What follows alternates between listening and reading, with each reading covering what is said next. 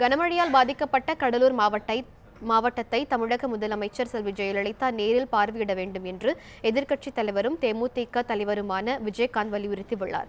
கனமழையால் பாதிக்கப்பட்ட கடலூர் மாவட்டம் குறிஞ்சிப்பாடி பகுதியில் மழை வெள்ளத்தால் பாதிக்கப்பட்ட மக்களை சந்தித்து விஜயகாந்த் ஆறுதல் கூறினார். பின்னர் செய்தியாளர்களிடம் பேசிய அவர், கனமழையால் பாதிக்கப்பட்ட இடங்களை தமிழக முதல்வர் ஏன் பார்வையிடவில்லை என்று கேள்வி எழுப்பினார். வீராணம் ஏரியை மேம்படுத்த ஒதுக்கப்பட்ட 40 கோடி ரூபாய் என்ன ஆனது என்றும் விஜயகாந்த் வினா எழுப்பியுள்ளார்.